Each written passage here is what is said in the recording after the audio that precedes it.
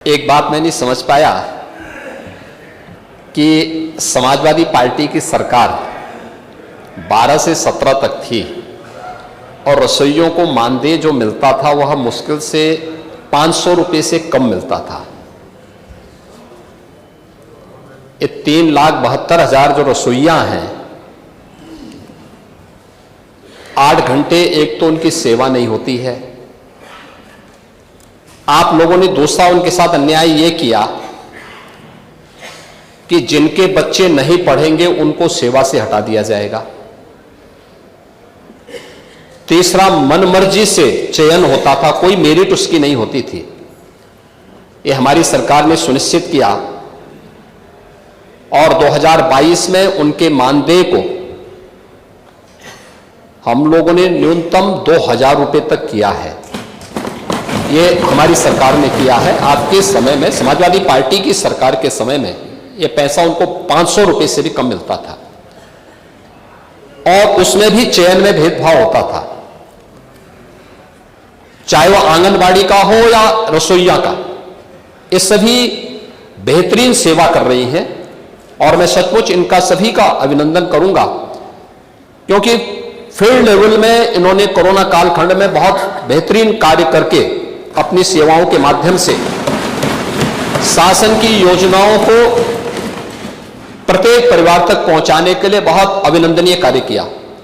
और यही कारण है कि आंगनबाड़ी कार्यकर्ती हो या आंगनबाड़ी सहायक हो, इन सबके मानदेय में बढ़ोतरी भी की है। इन्हें टैबलेट से आच्छादित करने के साथ साथ इन्हें अतिरिक्त मानदेय भी मिल सके। एक तो फिक्स मानदेय है और इसके अलावा अतिरिक्त भी इनकी इनकम हो सके, इसका प्रावधान भी किया गया है। बहुत सारी आंगनबाड़ी बहुत अच्छा उसके माध्यम से पैसा कमाती हैं। जैसे हम लोगों ने प्रत्येक ग्राम पंचायत में, आपकी विधानसभा एक ग्रामीण पृष्ठभूमि से जुड़ी हुई विधानसभा है, अब आप इस बात को देखते होंगे कि हर ग्राम पंचायत में एक पंचायत सचिवालय का निर्माण किया है।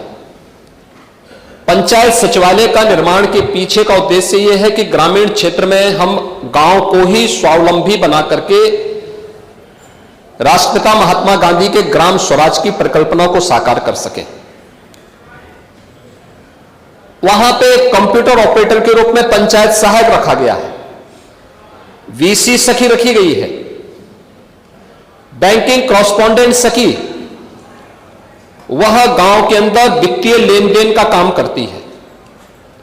हमने 6 महीने के लिए उन्हें एक निश्चित मानदेय के साथ जोड़ा, लेकिन जब उन बैंक से उनका कमीशन बन गया तो वह अपना पैसा कमा रही है। आपके सुल्तानपुर की एक बीसी सखी अब तक 15-15.5 लाख रुपए से अधिक का कमीशन प्राप्त कर चुकी है। यह कार्य उस पर निर्भर करता है और पंचायत सहायक को भी हमने ऐसे 6,000 रुपए हम प्रतिमाह देते हैं। वह गांव में 6,000 रुपए तो फिक्स मानदेय प्राप्त कर रहा है, लेकिन साथ साथ जाति प्रमाण पत्र, आय प्रमाण पत्र, निवास प्रमाण पत्र, खतौनी की नकल या अन्य सभी योजनाओं से संबंधित जिन योजनाओं का वह ऑनलाइन सर्विस वहां दे रहा है, प्रति सर्विस उसको 5 रुपए अतिरिक्त भी प्राप्त होता है। तो अगर कोई कार्य करने वाला व्यक्ति होगा तो वह उसको बेहतरीन इंसेंटिव वहां मिल जाता है, जो उसके मानदेय और वेतन से बेहतरीन पैकेज होता है। और मुझे लगता है कि कार्य के साथ साथ अगर हम उनकी जवाबदेही तय करते हैं तो जनता को बेहतरीन सेवा दे पाएंगे। और इसीलिए हम लोगों ने आंगनबाड़ी में भी व्यवस्था की, फिक्स मानदेय के साथ साथ हम उनको ऐसा इंसेंटिव देंगे कि उस इंसेंटिव के माध्यम से उनकी एक फिक्स पैकेज उनको उपलब्ध हो सके। आंगनबाड़ी में भी यही किया गया है और समय आने पर जब इसके बारे में आवश्यक होगा तो अवश्य सरकार इसके बारे में विचार करेगी कि जिन लोगों ने बेहतरीन कार्य किया है उनको बेहतरीन मानदेय या उनको उस प्रकार का पैकेज भी प्राप्त हो।